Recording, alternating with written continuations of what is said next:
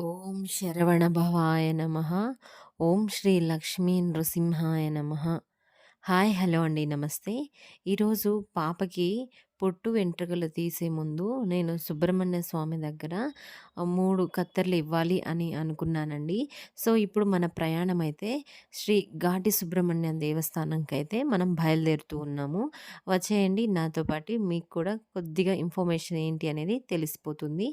అసలు ఘాటి సుబ్రహ్మణ్య దేవస్థానం అనేది ఎక్కడ లొకేటెడ్ అయ్యింది అంటే బెంగుళూరు నుంచి 60 కిలోమీటర్స్ అనేది ఉందండి. దొడ్బళ్ళాపూర్ దగ్గర అయితే ఉందండి. మేము ఎర్లీ మార్నింగ్ నిద్ర లేచి స్నానాదులు అన్నీ ముగించుకొనేసి ఎంచక్కా దేవునికి పూజ చేసుకొని టిఫిన్ బిసిబెళబాత్ చేశానండి. తిని బయలుదేరామండి. మాకైతే ఇక్కడి నుంచి కరెక్ట్‌గా 1 అవర్ పైనే చూపిస్తూ ఉంది. సో, మేమైతే టూ వీలర్‌లోనే బయలుదేరి వెళ్ళాము.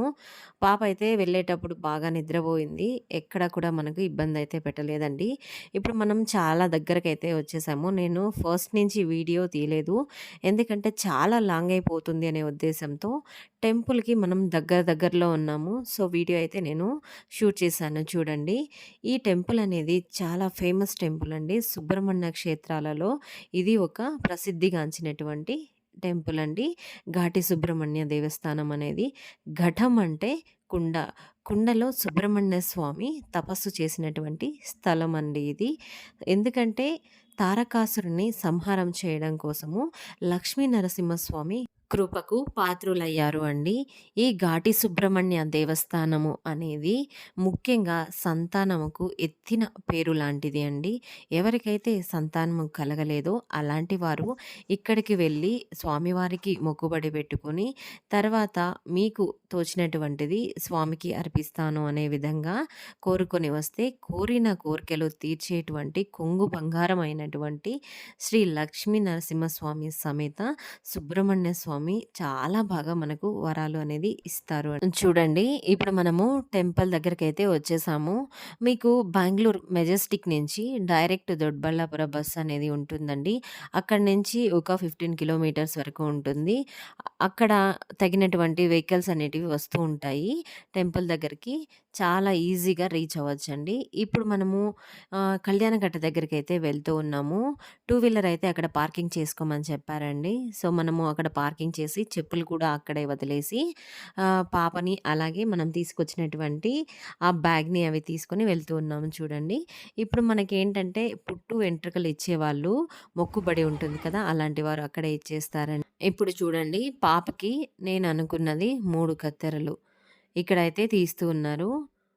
ఒకటిగా నెక్స్ట్ 2 ఇటు సైడ్ తీశారు. అలాగే మూడవది ఇటువైపు తీశారు. 3 కత్తెరలు ఇక్కడ ఇచ్చేశారు. నెక్స్ట్ ఆ వెంట్రుకలని ఒక పేపర్‌లో హోల్డ్ చేసి ఇచ్చి, అందులో ఒక రూ. 1 కాయిన్ పెట్టేసి, అక్కడ దగ్గరలో పుష్కరిణి ఉందండి. అందులో వేయమని చెప్పారు. మేమైతే ఆ వాటర్‌లో వేసేసి వచ్చాము. నెక్స్ట్ ఇప్పుడు పాపకి పాప చేతుల మీదుగా అమౌంట్ ఇవ్వమని చెప్పారు వాళ్ళు. సో, మేమైతే ఒక రూ. 100 అయితే పాప చేతికిచ్చాము. పాప చూడండి ఎంత గట్టిగా హోల్డ్ చేసి పట్టుకున్నదో. నెక్స్ట్ అక్కడ మేము డ్రెస్ చేంజ్ చేసేసి పాపకి, అలాగే మేము కూడా దర్శనానికి బయలుదేరి వెళ్తూ ఉన్నాము.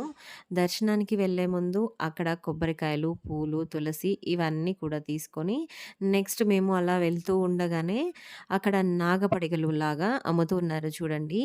వాటిని మనము స్వామివారి హుండీలో వేస్తే ఎటువంటి సర్పదోషాలు ఉన్నా కూడా నివారణ అవుతాయి అనే ఒక ప్రగాఢ విశ్వాసం అనేది ఈ టెంపుల్‌లో ఉందండి. నేను కూడా తీసుకున్నాను. చూడండి బాగా కాస్ట్‌లీ ఉన్నాయి. ఇప్పుడైతే ఇక్కడ అమ్మేవన్నీ కూడా పూలు, టెంకాయలు ఇవన్నీ మీకు వీలైతే ఇంటి నుంచి తెచ్చుకుంటేనే మేలండి. సో, చాలా ఫ్రెష్‌గా ఉన్నాయి చూడండి. జామకాయలు, అలాగే ద్రాక్ష.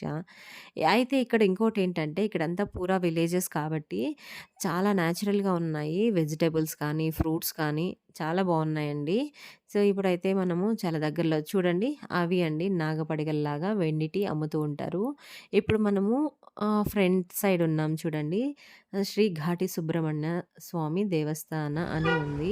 ఇప్పుడు మనము లోపలికి వెళ్ళేసాము చూడండి. మేము వెళ్ళిన తర్వాత పెద్దగా జనాలైతే లేరు. చాలా తక్కువగానే ఉన్నారు. ఎందుకంటే మేము వెళ్ళింది వీక్ మిడిల్‌లో వెళ్ళాము. అంటే థర్స్‌డే వెళ్ళామండి. మేము మండే ఎక్కడికి పెంచలకోనకి వెళ్ళాలి అని చెప్పి థర్స్‌డే ఇక్కడ 3 కత్తెరలు ఇచ్చేసి అక్కడ పుట్టు వెంట్రుకలు ఇవ్వాలనే ఉద్దేశంతో మేము థర్స్‌డే బయలుదేరి వెళ్ళాము. నెక్స్ట్ స్వామి దర్శనం అయితే అయిపోయింది. ఇలా ఒక సైడ్ కాసేపు కూర్చొని పాపకు ఫీడింగ్ ఇచ్చేసి తర్వాత మేము బయలుదేరి వెళ్ళామండి. చూడండి ఇది ధ్వజస్తంభము. ఈ తాత అయితే ఇక్కడ అలాగే కూర్చొని వచ్చిపోయే వాళ్ళ దగ్గర ఏదో అంతో ఇంతో పాపం వాళ్ళకి తోచినంత తీసుకొనేసి అలానే కూర్చొనున్నారు. నెక్స్ట్ మేము దర్శనము అంతా ముగించుకొని బయటికైతే వచ్చేసాము బయలుదేరి వెళ్ళడానికి. ఇలా చూస్తూ ఉంటే ఈ కోతి కనిపించింది నాకు. సో, ఒకసారి వీడియో క్యాప్చర్ చేద్దాము అనే ఉద్దేశంతో ఈ వీడియోని షూట్ చేశానండి. ఇది అండి శ్రీ లక్ష్మీ నరసింహస్వామి కృపా కటాక్షాలు, అలాగే సుబ్రహ్మణ్య స్వామి కృపా కటాక్షాలు ప్రతి ఒక్కరికి ఉండాలని ఆశిస్తూ ఈ వీడియోని ఇంతటితో ఎండ్ చేస్తున్నానండి. Thank you for watching. Bye.